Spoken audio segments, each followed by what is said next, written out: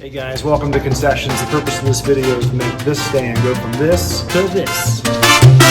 First, you're going to need somebody to let you in. Ask a member of the custodial staff or someone in charge of the game to let you into this door, as well as the concessions door. Go ahead and prop this door open and reach behind it to turn on the light. Go ahead and grab this banner. You're going to want to tilt it on its side to fit it through the door frame. Go ahead and set it up in front of this pillar so it can be seen in front of the doors of the gymnasium. All right, the next thing you're going to want to do inside the concession stand is refer to these helpful guides. You're going to need an opening checklist, you're going to need the cooking instructions, and you're going to need a couple of menus. Okay, so these can tend to change over time, so just double check that things haven't changed since the last time you've done it. You're going to turn on the machines. One thing that's new for 2025 is that you're going to be requesting cash from ticket sales. You won't be getting that out of the safe. Go ask for $200, $80 in tens, $100 in fives, and $20 in ones. You're going to return that to them before the end of the event. You're going to wake up the square, you'll open the windows when you're ready, and then just follow the rest of the instructions for how you cook the food. Part of the reason why we have paper copies of the menu along with the pegboard is that you may not have things, so you can feel free to mark these up if you're not going to have anything of that variety there for your event. But please don't change the pegboard sign. People will understand if those things aren't available. It's often helpful to have two menus sitting here on the counter, one facing the customers and one for the people working the stand, so they can easily refer to the prices. If this is your first time doing concessions, you may have a hard time finding things at first. There are some labels, but you might just have to hunt around to find the things that you need.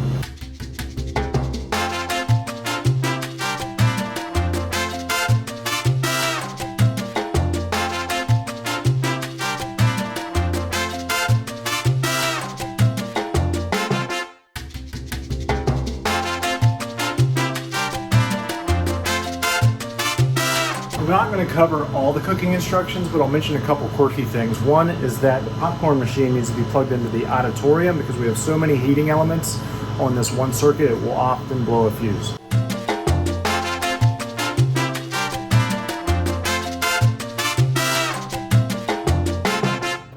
It gets hot in here really fast, you're going to want to set this fan up and turn it on. Okay, a few things about the popcorn maker because this can trip people up. There are 3 switches at the top. One is for the light, and then 2 are for the basket.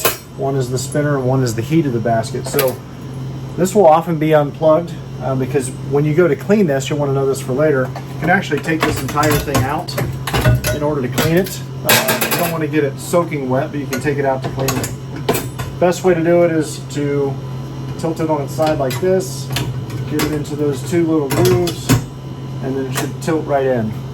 And then the next time you go to use it, you're going to need to plug this into the... When you're not popping, you're going to want to have the 2 kettle switches off, but leave the heat lamp on. To open the window, you're just going to use this hand crank. You'll do the same when it's time to close. You should just have to wake up the square by pushing this little button on the left-hand side. It should come to a checkout screen like this.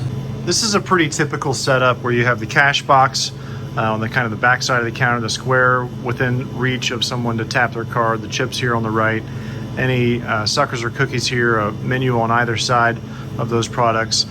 Candy here on the other side of the candy, you can see the condiments just beside the napkins.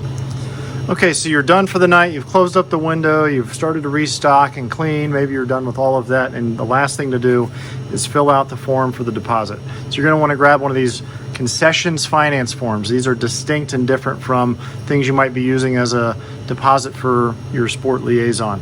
I've already filled one out here for an event, so this I've put in the event name, my name and phone number, the date. The sport that I represent is here, which is who will get credit for the roughly 1/3 of the proceeds. I'm going to gather the square sales first, so on the square I'm going to select more and then reports and then sales, and you'll see there were $306 worth of sales today, so I'll put that on the first line. Then I and someone else will double count the cash. If I've not already taken the $200 or whatever I got from the ticket sales back, I need to do that promptly.